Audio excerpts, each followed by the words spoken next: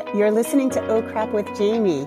This is a podcast for parents working hard to break the cycles while dropping the F-bomb a lot.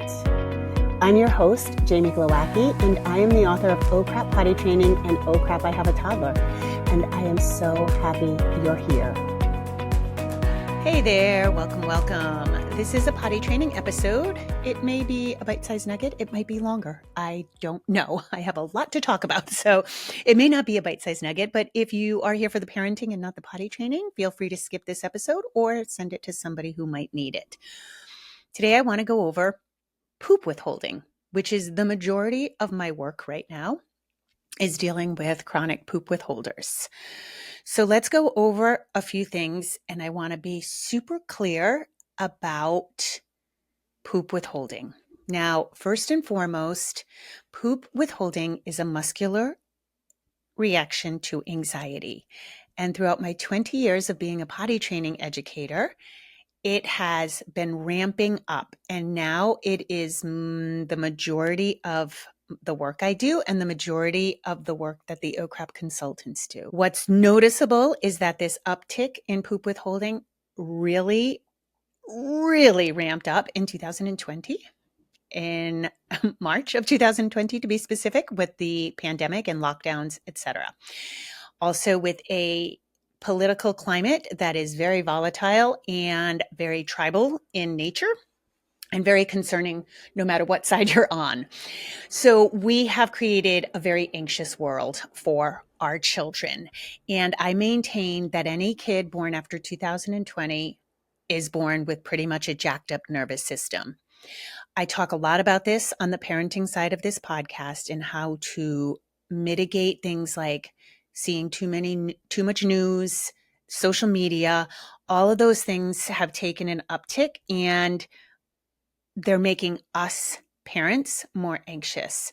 So your child's nervous system has everything to do with their muscular reaction to anxiety. We have also become very entrenched in what I'm calling the parenting hustle. And again, I talk a lot about this on the parenting side of this podcast, which is why I combine them, because so much of potty training has to do with parenting. I used to have I still have a podcast called Oh Crap Potty Training. I just stopped putting podcasts there. There's 95 episodes if you want to check that out. I combined it with my parenting podcast because I kept referring to both. Okay, we have this parenting hustle where kids at very young ages are being dragged from activity to activity.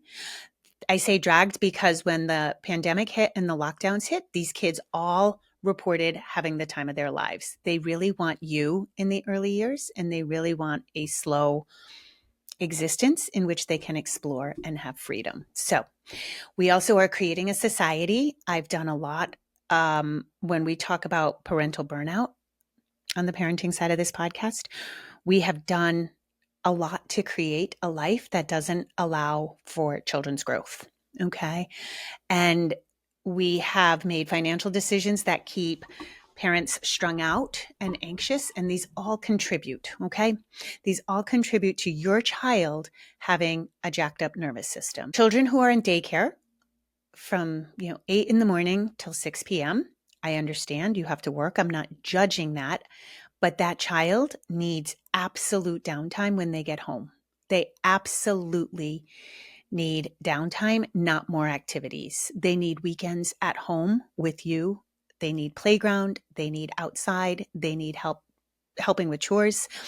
And what I see regularly in my poop withholding clients is overscheduled. This also contributes to nervous system dysregulation, in addition to just being toddlers, sort of living in dysregulation. Okay. Now, poop withholding and pee withholding can happen at very young ages. A lot of times it's tied to constipation, and there's a chicken and the egg situation. Did the constipation cause the withholding, or is the withholding causing the constipation? Though either one can be true. So very often, though, we'll notice that one thing sort of led the other. This can happen while a child's still in a diaper. This can happen after years of potty training.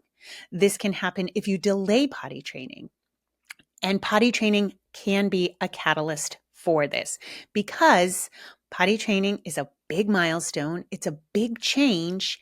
And I know this may be shocking to you, but especially us moms, we're pretty intense, okay? And so if you start potty training and you are gung-ho to get it done right, and you are very inauthentic because you're going to potty train, right? And I do see this. I see moms especially. I don't know why. We're just more susceptible, and I'm in that group too, so I'm not judging you. We become inauthentic, and this puts up red flags for the child, and they get anxious. Now, some kids, like some adults, hold their anxiety in their shoulders, maybe in their lower back, and some kids hold it in their butt. Okay. And so we have to look at that as well.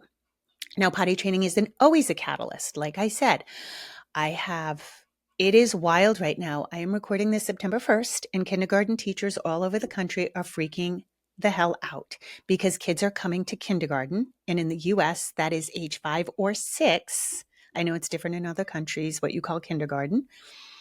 They are coming to kindergarten at 5 or 6 years old, starting their K through 12 educational career in diapers. Kindergarten teachers do not change diapers. Okay. So I know parents are delaying potty training until 5 or 6 years old. And oftentimes it's because they attempted potty training and the child withheld and they thought it better to re-diaper. So I can tell you right now that it doesn't matter what age your child is. It doesn't matter whether potty training was the catalyst or not. Poop withholding happens. Now let's talk about some things that are versions of poop withholding. And I've been lately calling them just pooping issues because parents cannot wrap their head around the fact that your child can be withholding, but still regularly pooping. So there is the obvious thing, which is a child who's not pooping at all. Okay. And that is a child who can hold in their poop. And it looks like this is on purpose. It looks like they're doing it. You can see strain on their face. You'll see their butt cheeks clench. This is not your child doing it on purpose. This is their anus acting of its own accord and doing its own thing and betraying the child's body. Okay. And that is why when you see your child have the urge to poop, you will probably see escalating behavior. They're freaking the hell out because the anus wants to open and the anus wants to stay shut. And that is a conflicting feeling. This is not your child doing this on purpose. And the reason I'm saying that slowly and firmly is because everyone comes to me and tells me they can tell this kid's doing it on purpose. No, they're not. Okay. Now, some other signs of poop withholding are leaking or smearing. So if you feel like your child's leaking or smearing, if they are requesting a diaper to poop in, they are well potty trained for pee. Comes time to poop, they freak out to get a diaper. That is withholding. That needs to be addressed ASAP. Okay. If they are consistently pooping in their pants, not pooping on the potty. If they are pooping anywhere but the potty, be that outside, be that in the corner of a closet, be that in their car seat. I hear all kinds of places kids poop except the potty. That is a version of withholding. There is something about the potty or the toilet that is making the anus a little nervous and won't open appropriately. And of course, there is if you feel like it's constipation, but the constipation causes withholding, still withholding. Okay. And then there's the obvious not pooping at all. And I do have kids who can hold their poop for up to several weeks. The longest I've seen a kid not poop is 6 weeks. So it can be severe. When you start potty training and you might see a couple of days of no poop, that's not necessarily withholding. I define withholding, both for pee withholding and for poop withholding, as the level of distress that the child is in when they have to go. So you'll see the urge hit, and then the child will avoid the potty at all costs. And it could look like frantic behavior. It could look like crazy. They could start hitting, biting. I've had kids run out in traffic. I had a kid jump through a plate glass window when the urge hits. So they go into fight, flight, or freeze. They might get lethargic and stop playing. These are things to look for. It's very common for the child to not poop a couple of days when you first start potty training, usually because there's a lot of focus on their butt and the focus on the potty, and it's just a little performance anxiety, in which case I would just attempt a little bit of Miralax or a little bit of Senna just to ease things along. See if you can nip it in the bud right away, okay? If you determine that you have withholding, I have my pee withholding course and my poop withholding course. So those are specific protocols to get you through. Pee is a much easier, quicker fix. And pee is very obvious because like you have more opportunities or your child has more opportunities to pee. Okay. So people a lot of times come to me for pee withholding, but in all honesty, the pee withholding is often linked to poop withholding, but parents don't consider poop withholding because the child's pooping in their diaper at night or nap time, or the child's just simply not pooping. And so they don't recognize it as a poop withholding problem. The pelvic floor is like an elastic band. So if your child is poop withholding, it is absolutely going to make them pee withhold. Not all the time, but it can be the reason, and vice versa. Okay. So sometimes it's, you need to address both, and you should address them both at the same time. Okay. So when your child is pee or poop withholding, if you determine that that's what it is, get my course. And I am here to talk shit about other specialists, quote unquote specialists. I was going to say I'm not here to talk shit about them, but I am. So a lot of times when parents come to me, they have seen all manner of specialists. They have seen behavioral therapists first and foremost. Okay, let's run down the hierarchy. First, they go to their pediatrician. Your pediatrician does not understand withholding. I'm going to say it flat out. I love pediatricians. I'm not denigrating them. I am not saying that I'm better or know more than pediatricians. They are well skilled in Western medicine, at least here in the US. They are wonderful for looking out for your kid. They do not understand withholding. I have not met one pediatrician in all the ones that I've worked with, that I've met with, that parents have reported about, that understand withholding. They are going to recommend Miralax up to very high doses. Miralax is not the right tool for withholding, okay? And they will gaslight you. They are not here to understand, to sift through your pooping drama. They will ask you, hey, how's potty training going? You'll be like, oh my God. Or you'll call them and say, oh my God, my kid is withholding and they're this and that. And I'm so worried. And they'll be like, give them Miralax or re-diaper them. Don't worry about it. They'll do it when they're ready because they don't have time. Again, particularly here in the US with our stupid insurance system that's a total scam, they don't have time.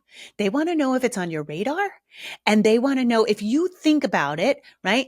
You go into their office and give them all this drama, and then next time they see you, your kid's potty trained. They don't see all the work that went into it. They don't see what happened. So their bottom line is, don't worry about it, because they see people on a yearly basis, right? So we can't trust pediatricians in this area. They just don't know. And then I'll have parents say, okay, well, I need a behavioral specialist because again, they're convinced that their kid is doing this on purpose. So they'll go to a behavioral specialist who, this makes me the angriest because this is usually out of pocket. It's usually quite expensive. And these motherfuckers, they don't know anything about poop. They don't know anything about poop. I've had parents pay $600 out of pocket who have a behavioral therapist who suggests a freaking sticker chart. Like you couldn't have Googled that. Like 80,000 people online didn't tell you that. Like you didn't try that, right? By the time most parents come to me, they have offered their kid a single trip to Disney to get a singular poop in the potty. Okay. If your child could, they would. I'm sure you have offered every reward. Now, these behavioral therapists work on behavior modification, which often relies on a rewards and consequence situation. Again, by the time you come to me, I'm sure you've lost your shit. I'm sure you have yelled, screamed, given consequences, cried, fighting with your spouse on the edge of divorce, and promised a puppy, a dollhouse, a kitchen, a new bike, and a trip to Disney. Those are things that legit people have offered their child for a poop in the potty. So it's not a behavioral thing. So behavioral fixes aren't going to do it. So please, please, please do not waste money on a behavioral therapist. I have had parents who take their 2.5 or 3-year-old to a psychologist. Love psychologists. I love therapy. Love cognitive behavioral therapy. I love DBT, CBT. I love EMDR. These are not appropriate for toddlers. Cognitive behavioral therapy assumes your child has a prefrontal cortex and some cognition. That is not a tool for a muscular reaction to anxiety. Pediatric gastroenterologists, again, very skilled people. And I don't know why pediatric gastroenterologists do not specialize in encopresis or in poop withholding, but they don't. Okay. And encopresis is the fancy word for poop withholding. And a child really can't get an encopresis diagnosis until they're like 4 or 5. It has to be prolonged. So if you're dealing with poop withholding, fairly new into potty training, or when your child's like 2 or 3, it would probably be hard to get a diagnosis, but it's just the fancy word for prolonged chronic withholding. And I have worked with probably 4 pediatric gastroenterologists who understand withholding. Most of them will give you your child high doses of Miralax, which will blow out the very delicate tissues that are withholding and clenching, thus creating anal fissures. I have worked with kids who have blown out anal fissures. Okay. Then we have to work on healing their anus before we can even begin any sort of protocols. So those are the litany of specialists that people go to. They are tapped out. They are hopeless. They've been at this for a year or 2. And then they come to me, and my pooping solutions course heals them. Okay. It resolves the withholding. So I just wanted to point this out because more and more people, as I said, it's becoming very common now to have poop withholding, and more people are experiencing it with their kids. And this is so much easier if you nip it in the bud right away. If you catch it that first week of potty training, or when you see it, when you're, if you see it, in your child in a diaper, I would absolutely address it head on as soon as possible, because the faster you catch it, the faster you fix it. And some of these things go on and on and on and on. The requesting a diaper to poop in is crazy. I see kids who are 9 and 10 years old who are still doing this. Like, this doesn't get better. And I think that's what happens as parents, is like hope springs eternal. And we're like, okay, I'll just give them a little more time. Okay. So I really encourage you to get my pee and poop withholding courses if you need it. I also now offer mini consults on a third-party app. If you just go to my website, you can text me questions. And also, I am opening spots for my month-long consulting. I encourage you to get help, because we may need to, work physically through the protocol, but also on your lifestyle and how to keep your child's nervous system calmer, maybe keep your nervous system calmer, right? Because this is a global problem, meaning, not just global, like the globe, the planet, but that all areas kind of play into it. So it's not just your child doing this.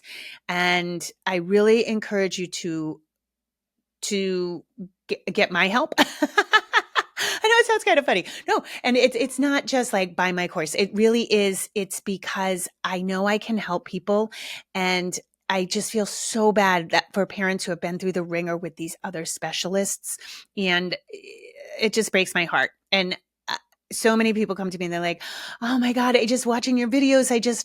I felt so seen. I felt so heard. My doctor's just blowing me off, and it pisses me off, but that's what we've got, guys. So, all right. I hope that was helpful. As always, I appreciate you guys. Rock on and have a beautiful day.